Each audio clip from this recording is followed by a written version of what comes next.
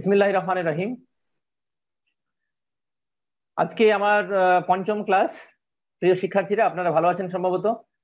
আর সবচেয়ে বড় কথা হলো যে দুইটা ক্লাস হয়ে গেছে, কেউ ব্রেক চাচ্ছেন না, মানে তাড়াতাড়ি এখান থেকে মুক্তি পাওয়ার একটা ইচ্ছা আপনারা প্রকাশ করেছেন। তো যাই হোক, আজকে আমরা ক্লাস শুরু করব। আমি প্রথমেই আপনাদেরকে একটু স্মরণ করাই দিই, রিভাইজ করে দিই যে গত ক্লাসে আমরা পড়া শুরু করেছিলাম তৃতীয় ইউনিটের ক্লাসের টাইটেল ছিল ক্যাটালগ কত প্রকার।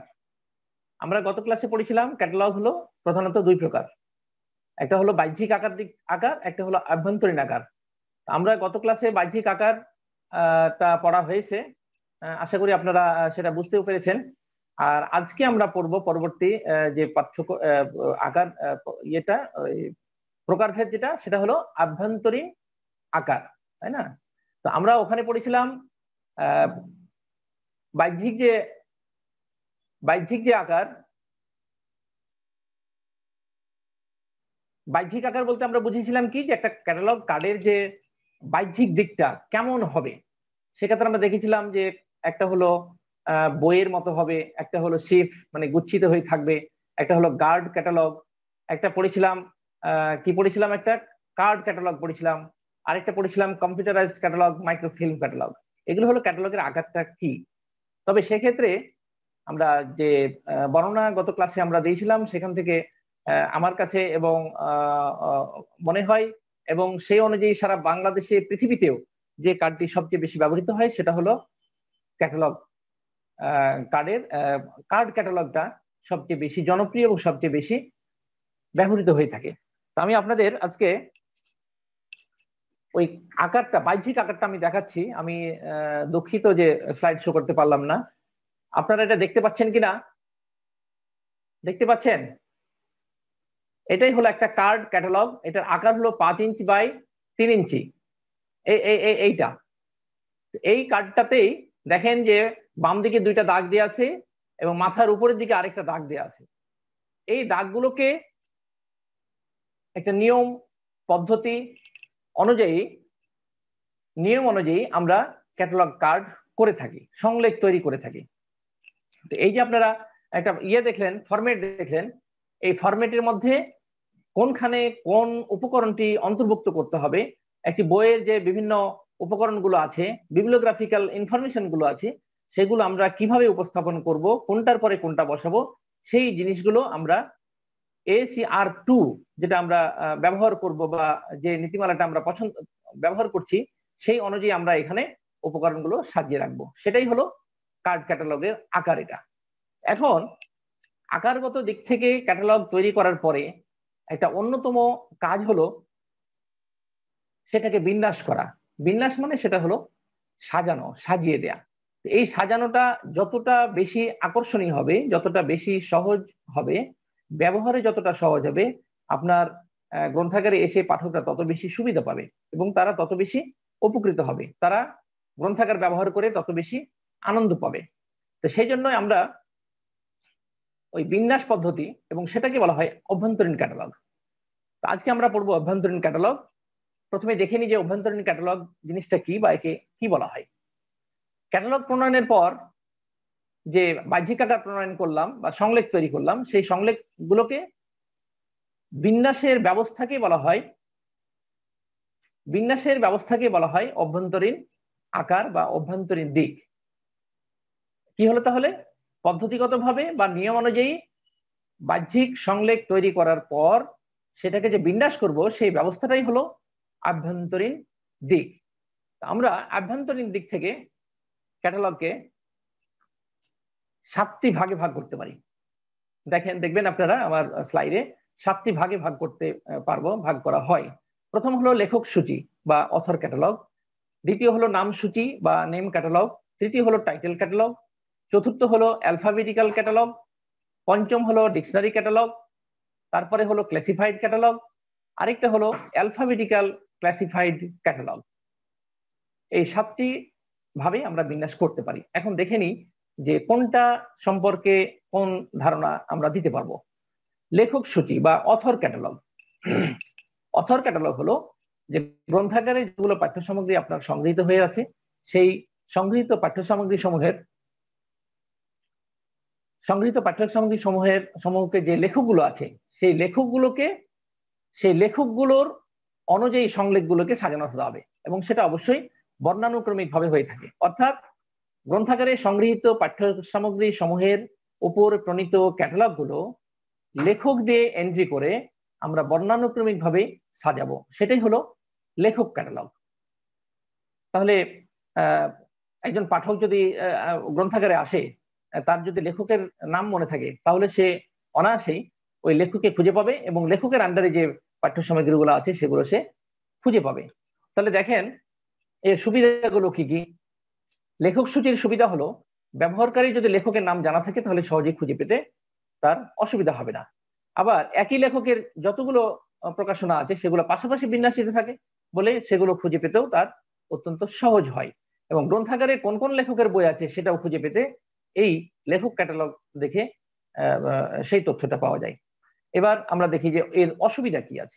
অসুবিধা তো যেটা সবচেয়ে বড় অসুবিধা সেটা হলো সকল পাঠক যে লেখকের নাম মনে রাখবে সেটা কিন্তু বলা যাবে না, কারণ কেউ কেউ টাইটেল নামেও থাকতে পারে। যেমন জ্যোৎস্না ও জননীর গল্প, এরকম একটা বইয়ের নাম দিয়ে দিল, তার জানা নেই যে এই বইটা কে লিখেছে, লেখকের নাম কি, তাহলে আপনার খুঁজে পেতে সেখানে অসুবিধা হবে। তারপরে বর্তমান সময়ে লেখক সূচি ব্যবহারকারীদের সকল চাহিদা মেটাতে সক্ষম নয়। একজন ব্যবহারকারীর যে চাহিদাগুলো থাকে সেগুলো মেটাতে সক্ষম নয়। কেমন সক্ষম নয়? লেখক সূচিতে তো বিষয় উল্লেখ থাকে না, লেখক সূচিতে টাইটেল উল্লেখ থাকে না, লেখক সূচিতে সিরিজের কথা উল্লেখ থাকবে না, কাজে শুধুমাত্র লেখক দিয়ে এন্ট্রিটা করা থাকবে। এই জন্য ব্যবহারকারীর সকল চাহিদা মেটাতে সে সক্ষম নয়। এরপরে 2 নম্বরে চলে যাই আমরা, সেটা হলো নেম ক্যাটালগ। নেম ক্যাটালগটা হলো নাম দিয়ে, অর্থাৎ নেম ক্যাটালগের সাথে আবার লেখক ক্যাটালগ বা অথর ক্যাটালগের একটা যোগসূত্র আছে, পার্থক্য আছে। নেম ক্যাটালগ যেটা, সেটা হলো একটা নির্দিষ্ট নেম নির্দিষ্ট হয়ে থাকবে। যেমন ধরে নেন যে এস.আর. রঙ্গনাথন, আমাদের গতদিন ক্লাসে বলেছিলাম আমাদের ভারতীয় উপমহাদেশের প্রখ্যাত গ্রন্থাগার বিজ্ঞানী, উনি ভারতবাসী, উনার অসংখ্য বই আছে। তাহলে তার নামের আন্ডারে তার লিখিত যতগুলো বই আছে সেগুলো বইয়ের সংলেখগুলো আমরা অন্তর্ভুক্ত করতে পারবো। এরপরে এস.আর. রঙ্গনাথনের উপরে ওই লেখকের উপরে কোনো একটা বই প্রকাশ হয়েছে, কোন একজন লিখেছে, অন্য রাইটার লিখেছে, তাহলে ওই বইটাও এর মধ্যে অন্তর্ভুক্ত হয়ে যাবে। এটি হলো নেম ক্যাটালগ। অর্থাৎ একজন নির্দিষ্ট লেখকের তার নিজের কর্ম এবং তার উপরে প্রকাশিত অন্যান্য কর্ম বা অন্যান্য প্রকাশনা বা অন্যান্য বইয়ের তালিকাটাও এই নেম ক্যাটালগের মধ্যে অন্তর্ভুক্ত থাকবে। এর সুবিধা কি? এর সুবিধা হলো এই ধরনের লেখক এবং বিষয়ের নাম দিয়ে সহজে খুঁজে পাওয়া যায়। কারণ এস.আর. রঙ্গনাথনের যখনই আপনি ওই নামে চলে যাবেন, উনার অধীনে, উনার উপরে এবং উনার রচিত যতগুলো বই সেটা সহজেই খুঁজে পাওয়া সম্ভব হয়। আবার অসুবিধা হলো লেখক বা বিষয়ের নাম যদি জানা না থাকে তাহলে কিন্তু সেই পাঠ্য সামগ্রী খুঁজে পাওয়া সম্ভব হয় না, বা ওই সংলেখটাও খুঁজে পাওয়া সম্ভব হয় না। পরেরটাই চলে যাই। এবার আসছে টাইটেল ক্যাটালগ। টাইটেল মানে বইয়ের শিরোনাম। আপনারা জানেন যে বইয়ের উপরেই প্রথম পেজেই বড় করে লেখা থাকে বইয়ের শিরোনাম। এই শিরোনামটা কিন্তু আমাদের পাঠকদের সবচেয়ে বেশি মনে থাকে, যে গ্রন্থাগারে এসে হয়তো বলে যে এই বইটা আছে কিনা। তো যাই হোক, এই টাইটেল নামের যতগুলো গ্রন্থাগারে পাঠ্য সামগ্রী সংগৃহীত থাকবে, আপনার সাজানো থাকবে, সেই পাঠ্য সামগ্রী সমূহের ওই শিরোনামগুলো, টাইটেল গুলোকে নিয়ে বর্ণানুক্রমিক ভাবে সাজিয়ে এই সংলেখগুলোকে তৈরি করা হয়। অর্থাৎ প্রতিটা সংলেখ তৈরি হবে টাইটেল দিয়ে। প্রথমেই থাকবে টাইটেলের নাম, এবং এই টাইটেল গুলোর প্রথম অক্ষর দিয়ে A to Z বর্ণানুক্রমিক ভাবে সাজানো থাকবে। সুতরাং যে কোনো বিষয়ের এবং যে কোনো টাইটেলেরই হোক না কেন, আপনার যদি টাইটেলটা মনে থাকে তাহলে আপনি সহজেই ওই বইটার যাবতীয় তথ্য, বিবলিওগ্রাফিক্যাল তথ্য আপনি খুঁজে পাবেন। এর সুবিধা কি? এর সুবিধা হলো টাইটেল জানা থাকে ব্যবহারকারী এবং যে গ্রন্থাগার যে কর্মী আছেন তারা সহজেই খুঁজে পেতে পারে। আর অসুবিধা হলো যদি টাইটেল জানা না থাকে তাহলে একেবারেই আপনার পক্ষে কোনো কিছুই আগানো সম্ভব হবে না। এরপরে আমরা চলে যাই বর্ণানুক্রমিক বিষয়সূচি। বর্ণানুক্রমিক বিষয়সূচি এটা কি? এখানে একটা দেখেন দুইটা শব্দ আছে এখানে, যে বর্ণানুক্রমিক এবং একটা হলো বিষয়সূচি, বিষয় মানে হলো সাবজেক্ট। তাহলে আমরা এখানে সাবজেক্ট দিয়ে যদি সংলেখ তৈরি করি, সেই সাবজেক্টের সংলেখগুলোকে বর্ণানুক্রমিক ভাবে সাজিয়ে এই ধরনের ক্যাটালগ বিন্যাস করা হয়ে থাকে। ধরে নেন, প্রথম যদি আমরা ধরি যে বিষয়ভিত্তিক আপনার গ্রন্থাগারে যে পাঠ্য সামগ্রীগুলো আছে সেগুলো যদি আমরা প্রথম ধরি, তাহলে এ দিয়ে ধরতে হবে। ধরে নেন যে এগ্রিকালচার দিয়ে আপনার একটা বই আছে, তারপরে আছে বি দিয়ে হয়তো আছে যে বাইবেলের উপরে একটা বই থাকতে পারে, আবার তারপরে থাকতে পারে আপনার সি দিয়ে থাকতে পারে ক্যাটালগের উপরে থাকতে পারে, এটাও একটা সাবজেক্ট। আবার তারপরে আপনার চলে যাবে ডি থাকতে পারে ডেভেলপমেন্ট, যে কোনো ডেভেলপমেন্টের উপরে থাকতে পারে। এইভাবে সাবজেক্টের উপরে যে সংলেখগুলো তৈরি করা হচ্ছে সেই সংলেখগুলোকে আবার বর্ণানুক্রমিক ভাবে সাজিয়ে এই ধরনের বিন্যাস করা হয়ে থাকে। এখানে আরেকটা বিষয় উল্লেখযোগ্য যে সাবজেক্ট ক্যাটালগ মানেই হলো সাবজেক্টের নম্বর আপনাকে বের করতে হবে, অর্থাৎ ক্লাসিফিকেশন নাম্বার বের করতে হবে। তো এই ক্লাসিফিকেশন নাম্বার সাবজেক্ট বিষয়সূচির একটা অন্যতম গুরুত্বপূর্ণ উপকরণ বা অন্যতম উপাদান সেটা হবে। সেটাকে যখন আমরা বর্ণানুক্রমিক ভাবে বিন্যাস করব তখন হয়ে যাবে এটা অ্যালফাবেটিক্যাল সাবজেক্ট ক্যাটালগ। এর সুবিধা হলো কি? সুবিধাগুলো হলো বিষয় শিরোনাম যদি জানা থাকে, যে ইকোনমিক্সের বই, এটা হলো লাইব্রেরি সায়েন্সের বই, কোনটা হলো এগ্রিকালচারের উপরে বই, কোনটা হলো ম্যানেজমেন্টের উপরে বই, এই ধরনের যদি সাবজেক্ট শিরোনাম যদি জানা থাকে তাহলে তার কাঙ্ক্ষিত তথ্যটি খুঁজে পাওয়া খুব সহজ, খুবই সহজ। আর অসুবিধা কি? যদি ওই বিষয় শিরোনাম জানা না থাকে, মানে সাবজেক্ট হেডিং যেটা, সেটা যদি আপনার জানা না থাকে তাহলে এটা খুঁজে পাওয়া একটু জটিলই হবে। এরপরে আমরা চলে যাই আভিধানিক সূচি অর্থাৎ ডিকশনারি ক্যাটালগ। ডিকশনারি ক্যাটালগটা আপনারা এর আগেও আমি একদিন আলোচনা করেছিলাম। ডিকশনারি ক্যাটালগটা চলে যাচ্ছে ডিকশনারির মতো। এখানে কি হবে, একটা বইয়ের যতগুলো সংলেখ তৈরি হবে, সংলেখ আমরা ইতিমধ্যেই পড়ে ফেলেছি যে সংলেখ তৈরি হতে পারে লেখক দিয়ে, হতে পারে টাইটেল দিয়ে, হতে পারে আপনার সাবজেক্ট দিয়ে, হতে পারে আপনার লেখকের সাথে আরো একাধিক লেখক থাকতে পারে, তারপরে থাকতে পারে কোন সিরিজ থেকে প্রকাশিত হয়েছে সেগুলো থাকতে পারে, আবার সবচেয়ে বড় যেটা মজার সেটা হলো বিষয়ের উপরে থাকতে পারে। তাহলে এতগুলো উপাদানের উপরে, এতগুলো আইটেমের উপরে সংলেখগুলো তৈরি করার পর সেগুলোকে সবগুলোকে যখন আপনি ধারাবাহিকভাবে ডিকশনারির মতো করে সাজিয়ে দিবেন, সেটা হয়ে যাবে ডিকশনারি ক্যাটালগ। ডিকশনারি খুঁজে পেতে আমাদের কত সহজ।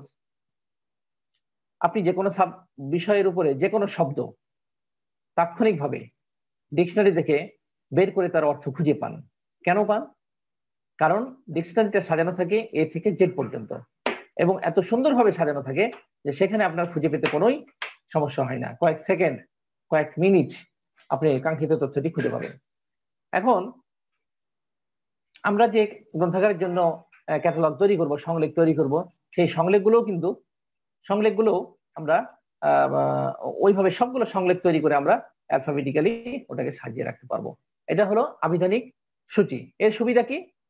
একজন ব্যবহারকারীর যদি লেখক, বিষয়, সিরিজ অথবা যে কোনো তথ্য জানা থাকে, সে অনুযায়ী উনি খুঁজে পেয়ে যান। যে কোনো একটা তথ্য তার জানা থাকলে উনি সেটা খুঁজে পাবেন। আর অসুবিধা হলো এটা একটু জটিল প্রকৃতির।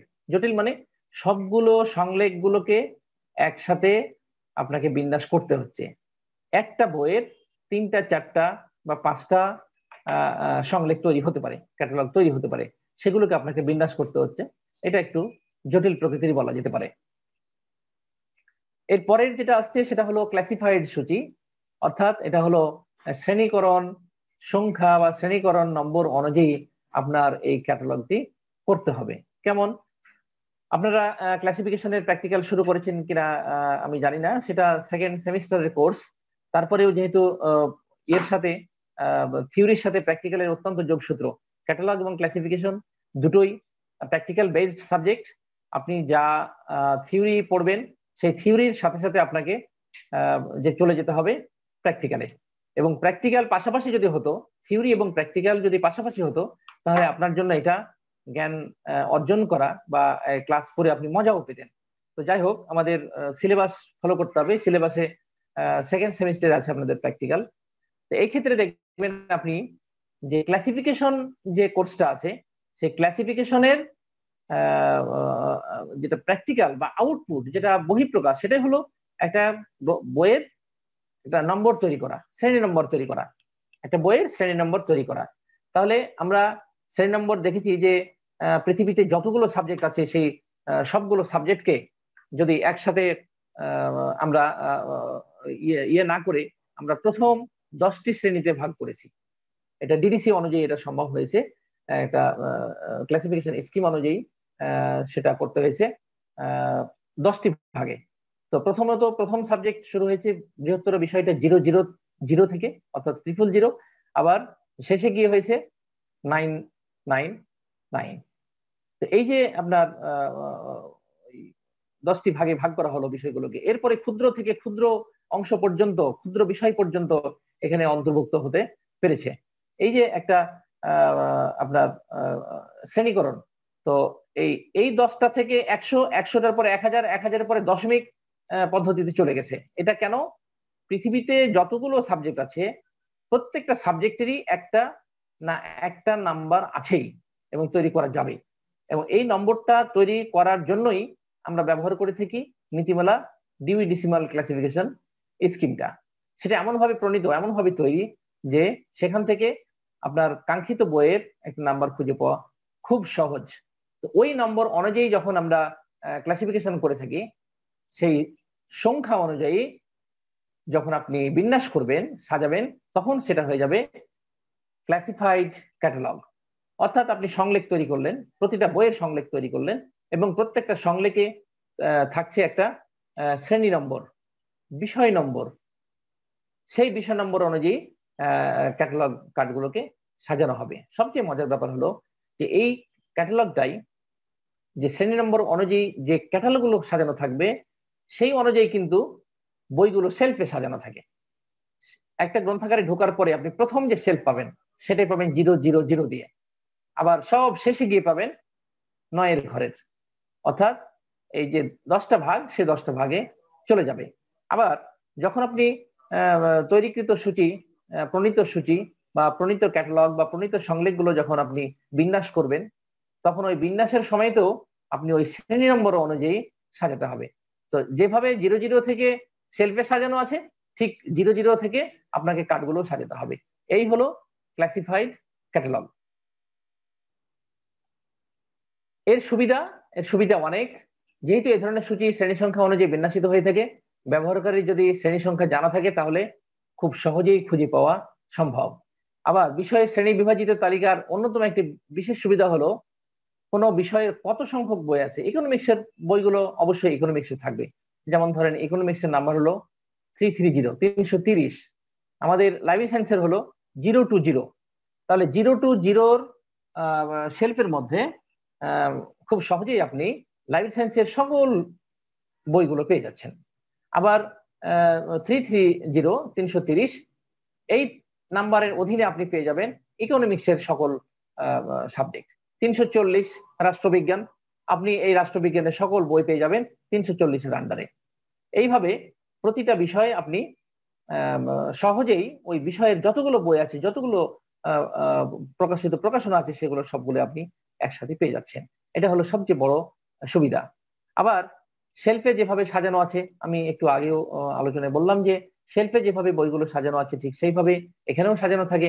কাজে আপনার একদম টু দা পয়েন্ট, জাস্ট আপনি ওইখানটা যাবেন এবং ওই শেলফে আপনার কাঙ্ক্ষিত বইটি আপনি পেয়ে যাবেন। এটা সবচেয়ে মজার একটা সুবিধা। আর আরেকটা হলো যে ব্যবহারকারীর যেমন খুঁজে পেতে সুবিধা, তেমনি গ্রন্থাগার কর্মীরও খুঁজে পেতে সুবিধা। আবার গ্রন্থাগার কর্মী যখন বইগুলোকে শেলফে নিয়ে যাবে, নতুন বইগুলোকে সেই শেলফে নিয়ে গিয়ে রাখতেও সুবিধা, বিন্যাস করতেও সুবিধা আছে। আর অসুবিধা হলো যেটা, সেটা খুব সামান্য, যে একজন পাঠকের জ্ঞান থাকতে হবে। কি জ্ঞান থাকতে হবে? সেই জ্ঞানটা থাকতে হবে বিষয়ের শ্রেণী নম্বরের জ্ঞানটা থাকতে হবে। কিন্তু আমরা সাধারণত কি করে থাকি, আমাদের ইউনিভার্সিটিগুলোতে বিশেষ করে অনেক বই, যেহেতু লক্ষ লক্ষ বই থাকে, এই ইউনিভার্সিটিগুলোর লাইব্রেরিও অনেক বড়। সেই লাইব্রেরির প্রবেশ পথে ডানে বা বামে বা সামনে ক্যাটালগ কার্ডের জন্য সেলফ সাজানো থাকে। ওখানে আপনারা দেখবেন, এর আগেও দেখেছেন আশা করি, এরপরেও আপনারা খেয়াল করে দেখবেন যে ওইখানে যে বিষয়ের ক্যাটালগ গুলো সাজানো থাকে, যে সংলেখ গুলো সাজানো থাকে, সেই শেলফের উপরে আবার বিষয়ের নাম লিখে তার পাশে শ্রেণী নম্বরটা উল্লেখ করা থাকে। যেমন ধরেন কোন একটা ড্রয়ারে বা কোন একটা ট্রেতে লেখা আছে যে ইকোনমিক্স এর বই থাকবে, ওই ট্রের উপরে ইকোনমিক্স শব্দটা লেখা থাকবে এবং তার পাশে বন্ধনের মধ্যে 330। কাজেই পাঠককে বা ব্যবহারকারীকে ইন্ডিকেট করে দেওয়া বা তথ্যটা দিয়ে দেওয়া যে তুমি কি ইকোনমিক্স এর বই খুঁজছো, যদি খোঁজো তাহলে ইকোনমিক্স বানান করে অ্যালফাবেটিক্যালি পাবে না, তুমি 330 দিয়ে খোঁজো, কারণ ইকোনমিক্স এর শ্রেণী নম্বর হলো 330। ঠিক তদ্রূপই আপনি লাইব্রেরি সায়েন্সের বই যখন খুঁজতে যাবেন তখনই ওখানে লিখে থাকবে লাইব্রেরি অ্যান্ড ইনফরমেশন সায়েন্স, বন্ধনের মধ্যে লেখা থাকবে 020। তাহলে এই সংখ্যাটা নিয়ে প্রাথমিকভাবে আপনি একটা সংখ্যা পেয়ে গেলেন এবং এই সংখ্যাটা নিয়ে আপনি চলে গেলেন ওই যে ট্রে বা ড্রয়ার যেখানে কার্ডগুলো সাজানো থাকবে, ওখানে গিয়ে আপনি খুঁজে আপনার কাঙ্ক্ষিত বইয়ের শ্রেণী নম্বর পেয়ে যাবেন, বিষয়ের নাম্বারটা পেয়ে যাবেন এবং লাইব্রেরিতে ঢুকে আপনি ওই শেলফে যখন দাঁড়াবেন দেখবেন আপনাকে ওই বইটা আপনার দিকে তাকিয়ে আছে। এই হলো আমাদের ক্লাসিফাইড ক্যাটালগ। এবং এরপরে আরেকটা আছে বর্ণানুক্রমিক বর্ণনাক্রমিক শ্রেণীকৃত সূচি। অর্থাৎ শ্রেণীকৃত সূচিটা যখন অ্যালফাবেটিক্যালি সাজানো থাকবে তখনই সেটা হবে অ্যালফাবেটিক্যাল ক্লাসিফাইড ক্যাটালগ। কি বললাম? যখন শ্রেণীকরণ শ্রেণী নম্বর দিয়ে তৈরিকৃত সূচি বা সংলেখ যখন বর্ণানুক্রমিক ভাবে সাজানো থাকবে তখন সেটা হয়ে যাবে অ্যালফাবেটিক্যাল ক্লাসিফাইড ক্যাটালগ। এটা কেমন?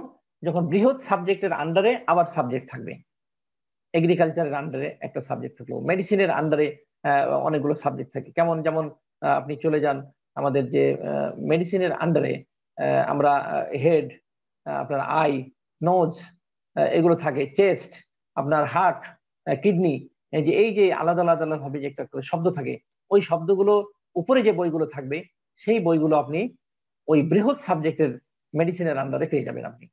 এটাই হলো অ্যালফাবেটিক্যাল ক্লাসিফাইড ক্যাটালগ। কারণ ওটা তৈরি হবে শ্রেণী নম্বর অনুযায়ী, কিন্তু যে একাধিক সংলেখগুলো থাকবে সেই সংলেখগুলো আবার সাজানো থাকবে অ্যালফাবেটিক্যালি।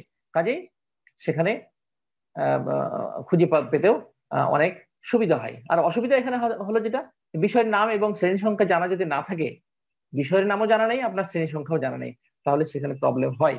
কিন্তু একজন গ্রন্থাগারে আগত ব্যবহারকারীদের সর্বোচ্চ সেবা নিশ্চিত করাই হলো একজন গ্রন্থাগারিক বা গ্রন্থাগার কর্মীর উদ্দেশ্য এবং তার কর্তব্য। তো সেই কর্তব্য পালন করতে গিয়ে এবং গ্রন্থাগারের উদ্দেশ্য যথাযথভাবে বাস্তবায়ন করার জন্য এবং পাঠককে তার সময় বাঁচিয়ে তাকে দ্রুত সেবা প্রদানের জন্যই এই অসুবিধাগুলোকে আবার বিকল্প পদ্ধতি তৈরি করা হয়েছে, যেটা আমি একটু আগে বললাম। আবারও বলে দিই যে শ্রেণী সংখ্যা অনুযায়ী যে ক্যাটালগটা তৈরি হয়ে থাকে সেটার উপরে শ্রেণী নম্বর পাঠককে জানতে হবে তার কোনো প্রয়োজন নেই, কারণ গ্রন্থাগার কর্মী বা গ্রন্থাগারে ওই বিষয়ের সাথে অবশ্যই তার শ্রেণী নম্বরটি যুক্ত করে দেওয়া থাকে। কাজে ওই শ্রেণী নম্বর দেখে খুঁজে পাওয়া তার পক্ষে কোনো অসুবিধা হবে না বা হয় না। এই হলো আমাদের অ্যালফাবেটিক্যাল সাবজেক্ট ক্যাটালগ। আমরা এবার অলরেডি এই 7টা যে বিন্যাসের পদ্ধতি অর্থাৎ আভ্যন্তরীণ দিক আমরা আলোচনা করলাম, অবশ্যই আপনারা ভালোভাবে বুঝতে পেরেছেন। এখানে দুটো জিনিস আপনাদেরকে অবশ্যই মাথায় নিতে হবে, যে আভ্যন্তরীণ ক্যাটালগের বিষয়টা কি আর বাহ্যিক আকারের বা বাহ্যিক দিকটা কি ক্যাটালগের। যে প্রধান দুইটা ভাগে ভাগ করা হলো, সেই দুইটা ভাগকে আপনাকে আগে মাথায় নিতে হবে। কারণ বাহ্যিক দিক যখন তৈরি করতে যাচ্ছেন সেটার অবয়ব অর্থাৎ তাকে কিভাবে উপস্থাপন করা যাবে, তার আকারটা তৈরি করা, এটা হলো বাহ্যিক দিক। আর ওই আকার তৈরি হওয়ার পর ওকে আমি কিভাবে রাখবো, ব্যবহারকারী ওকে কিভাবে দেখতে চাই, ব্যবহারকারী ওকে কিভাবে ব্যবহার করতে চাই, কোন ভাবে ওকে রাখলে সাজিয়ে রাখলে ব্যবহারকারী সহজেই খুঁজে পাবে, সেই জিনিসটা ইয়ে করার জন্য বাস্তবায়ন করার জন্যই তৈরি করা হয়েছে আভ্যন্তরীণ দিক বা আভ্যন্তরীণ ক্যাটালগ। সেক্ষেত্রে আমরা বিন্যাস আকারগত দিকটা আমরা পড়েছিলাম 6 প্রকার, আবার যেটা আমরা আভ্যন্তরীণ দিক থেকে পড়লাম আমরা 7 ভাগে। তবে উপরে আমরা যতগুলোই পড়ি না কেন, সবচেয়ে বড় কথা যে আমরা দুটো সাবজেক্ট, আমরা সাধারণত দুটো আভ্যন্তরীণ দিক আমরা বেশি আলোচিত হয়, বেশি ব্যবহৃত হয়ে থাকে, বেশি আমরা পড়াশোনা করে থাকি। সেটা হলো ক্লাসিফাইড ক্যাটালগ এবং ডিকশনারি ক্যাটালগ। একটা হলো আবিধানিক, যেটা ডিকশনারি, সেটা ডিকশনারির মতো করে সাজানো থাকে, আর আরেকটা হলো ক্লাসিফাইড ক্যাটালগ, যেটা হলো শ্রেণী নম্বর অনুযায়ী সাজানো থাকে। এই দুটোকে আমরা বেশি গ্রহণ করে থাকি বা ব্যবহার করে থাকি। এখন প্রশ্নের সাথে একটা লেজুড় প্রশ্ন জুড়ে দেয়া থাকতে পারে যে কোন ধরনের আভ্যন্তরীণ দিকটি আপনার গ্রন্থাগারের জন্য প্রযোজ্য বলে আপনি মনে করেন। কোনো কোনো সময় এরকম সংযুক্তি দিয়ে দেয়। আবার এমন থাকে যে ডিকশনারি অভ্যন্তরীণ দিক থেকে ক্যাটালগ কত প্রকার, কি কি, প্রত্যেকটির সুবিধা এবং অসুবিধা আলোচনা করো। এর সাথে আরেকটা শব্দ থাকতে লেজুড় যুক্ত থাকতে পারে যে আভ্যন্তরীণ দিক থেকে ক্যাটালগ কত প্রকার, বিভিন্ন প্রকার ক্যাটালগের ব্যাখ্যা সহ ক্লাসিফাইড এবং ডিকশনারি ক্যাটালগের মধ্যে পার্থক্য নিরূপণ করো। তা আমরা এ পর্যন্ত যতটুকু পড়লাম, একটা অংশ শুধু আমাদের বাকি থাকছে, সেটা হলো কি ক্লাসিফাইড এবং ডিকশনারি ক্যাটালগের মধ্যে পার্থক্য। আমরা চলে যাই যে এই পার্থক্যটা আমরা আপনাদেরকে উপস্থাপন করি। স্লাইডে আপনি দেখতে পাচ্ছেন বা পাবেন। সেটা হলো 1 নম্বরে আমরা যেটা দেখছি পার্থক্য, সেটা হলো শ্রেণী নম্বর অনুযায়ী বিন্যাসিত শ্রেণীকৃত ক্যাটালগ। আমরা ব্যাখ্যাতে কিন্তু বললাম শ্রেণীকৃত ক্যাটালগ বা ক্লাসিফাইড ক্যাটালগ শ্রেণী নম্বর অনুযায়ী বিন্যাস করা হয়ে থাকে। অপরদিকে যেটা আবিধানিক ক্যাটালগ, সেটা হলো বর্ণানুক্রমিক ভাবে সাজানো থাকে। বর্ণ মানে ক, অ বাংলায়, আর ইংরেজিতে হলো এ থেকে জেড পর্যন্ত। 2 নম্বর পার্থক্য হলো বইয়ের বিষয়ের উপর বেশি গুরুত্ব দেওয়া হয়। ক্লাসিফাইড ক্যাটালগে গুরুত্ব দেওয়া হয় বইয়ের বিষয়ের উপরে, আর অপরদিকে আবিধানিক ক্যাটালগে গুরুত্ব দেওয়া হয় লেখক এবং তার রচিত বইসমূহের উপরে। একজন লেখক এবং তার রচিত বইসমূহের উপরে বেশি গুরুত্ব দেওয়া হয়। 3 নাম্বার, শ্রেণীকরণ জ্ঞান প্রয়োজন হয়। শ্রেণীকরণ জ্ঞান আমি বললাম যে ডিডিসি আমরা ব্যবহার করে থাকি। আবারও বলে দিই আমি যে শ্রেণীকরণ পদ্ধতি পৃথিবীতে যেগুলো ব্যবহৃত হয়ে আসছে সবচেয়ে জনপ্রিয় হলো ডিডিসি, ডিভিডিসিমাল ক্লাসিফিকেশন। এটাই সবচেয়ে বেশি ব্যবহার হয়ে থাকে। তো এই পদ্ধতিটা অবশ্যই ক্লাসিফিকেশন করার সময়, ক্লাসিফাইড ক্যাটালগ করার জন্য অবশ্যই প্রয়োজন। দ্বিতীয়ত, অন্যদিকে শ্রেণীকরণ জ্ঞান প্রয়োজন নয় বা শ্রেণীকরণ পদ্ধতি বর্ণানুক্রমিক ক্যাটালগে প্রণয়নের জন্য বা বিন্যাসের জন্য প্রয়োজন হয় না। 4 নম্বরে হলো এতে ট্রেসিং থাকে না, আর আবিধানিক ক্যাটালগে ট্রেসিং থাকে। ট্রেসিংটা আমি এটা একটা টার্ম, এটা প্র্যাকটিক্যালি টার্ম, আমি যাচ্ছি না, এটা বলতে গেলে আবার একটু সময় লেগে যাবে। আপনি জেনে রাখেন যে ক্লাসিফাইড ক্যাটালগে ট্রেসিং থাকে না, আর আবিধানিক ক্যাটালগে ট্রেসিং প্রয়োজন হয়। 5 নম্বর, লেখক বা লেখকের অধীন অনুসন্ধানের ক্ষেত্রে যথোপযুক্ত নয়। যখন লেখক দিয়ে কোন একটা জিনিস খুঁজতে যাবেন সেটা যথোপযুক্ত নয়। অপরদিকে বইয়ের অনুসন্ধানে যথোপযুক্ত এবং কার্যকর হলো লেখক এবং লেখকের রচিত সকল বইয়ের অনুসন্ধান। 6 নম্বর হলো সমসাময়িক রাখা যায়। ক্লাসিফিকেশন সবসময় সমসাময়িক রাখা যায়, অর্থাৎ যখনই আপনার ঢুকছে তথ্য ঢুকছে তখনই আপনি সেটাকে নাম্বার দিয়ে ওই নাম্বারের পাশে খুব সহজেই রেখে দেওয়া সম্ভব হয়। আবার ডিকশনারি ক্যাটালগেও এই যে সমসাময়িক রাখা যায় কিন্তু সহজ নয়। ক্লাসিফিকেশনে হলো খুব সহজেই করা যায়, আর ওইটাতে খুব সহজে করা যায় না। সহজ নয় কিন্তু করা যায়। এরপরে আসছে আপনার ব্যবহারে আপাত দৃষ্টিতে জটিল মনে হয়। জটিল মনে হবেই তো, কারণ ক্লাসিফিকেশন নম্বর যখন বের করবেন আপনি, তখন আপনাকে ক্লাসিফিকেশন জ্ঞান থাকতে হবে। এটা অবশ্যই থাকাও জরুরি, থাকতেও হবে, না হলে আপনার চাকরিও হবে না। কারণ আপনি তো চাকরি করবেন লাইব্রেরিতে, এবং লাইব্রেরিতে আপনাকে চাকরি দেখলে অবশ্যই আপনাকে এই জ্ঞান আপনার আছে কিনা সেটা জেনে নেওয়া হবে। যে জন্য আপনি পড়াশোনা করতে আসছেন এবং ক্লাসিফিকেশন এবং ক্যাটালগিং অলরেডি আমাদের ক্লাস করছেন। এই জিনিসগুলো, এই জ্ঞানটাই আপনার থাকলে আপনি ওইটা করতে পারবেন। জটিল বিষয় যে কেউ বসে ক্লাসিফাইড ক্যাটালগ বা ক্লাসিফিকেশন নম্বর বের করতে পারবে না, সেই জন্য এই জ্ঞানের প্রয়োজন হয়। কিন্তু আবিধানিক যে ক্যাটালগ সেটা ব্যবহার করা সহজ এবং আপাত দৃষ্টিতে ওটা প্রণয়ন করা এটা জটিল, কিন্তু ওটা অতটা জটিল নয়। এই যে পার্থক্য আপনারা দেখলেন, এবং অলরেডি এখান থেকে আপনার যেটা আমরা বের করতে পারবো যে কোন শ্রেণীকরণ পদ্ধতিটি সবচেয়ে বেশি জনপ্রিয় বলে মনে হবে। এটা কারো কাছে বিষয় ভিত্তিক যেটা অর্থাৎ ক্লাসিফাইড ক্যাটালগ সেটা সবচেয়ে সহজ মনে হতে পারে, আবার কারো কাছে ডিকশনারি ক্যাটালগটাও সহজ মনে হতে পারে। কিন্তু আপাত দৃষ্টিতে দেখা যায় যে ডিকশনারি ক্যাটালগের থেকে ক্লাসিফাইড ক্যাটালগটি ব্যবহার উপযোগী, সহজ, এবং ব্যবহারকারী সহজেই খুঁজে পাবে। পাশাপাশি যে আপনার ব্যবহারকারী সহজ হবে, আবার পাশাপাশি যিনি ক্যাটালগ তৈরি করবেন বা গ্রন্থাগার কর্মী তার জন্য ব্যবহারকারীকে সহায়তা করা সহজ হবে। তাহলে এখানে কি হচ্ছে, ব্যবহারকারী এবং সেবা প্রদানকারী উভয়ের জন্যই এটা গ্রহণযোগ্য এবং ব্যবহার উপযোগী এবং সহজ বলে প্রতীয়মান হয়। এখন আমরা যে পার্থক্যটা পড়লাম, আপনারা আজকে আমি প্রশ্ন লিখে দিইনি, প্রশ্নটা আপনারা লিখে নিতে পারেন শেষেরটুকু, যে আগে যেমন ছিল বাহ্যিক আকার, বাহ্যিক ভাবে ক্যাটালগ কত প্রকার, কি কি, কোনটা বেশি উপযোগী সেটা, তেমনি এখানেও আভ্যন্তরীণ দিক থেকে ক্যাটালগ কত প্রকার, সুবিধা অসুবিধা সহ কোনটি ব্যবহারের জন্য সবচেয়ে বেশি উপযোগী বলে আপনার কাছে প্রতীয়মান হয়। পাশাপাশি আরেকটাও থাকতে পারে যে শ্রেণীকৃত ক্যাটালগ এবং আবিধানিক ক্যাটালগের মধ্যে পার্থক্য নিরূপণ করো। বোঝা গেল প্রশ্ন?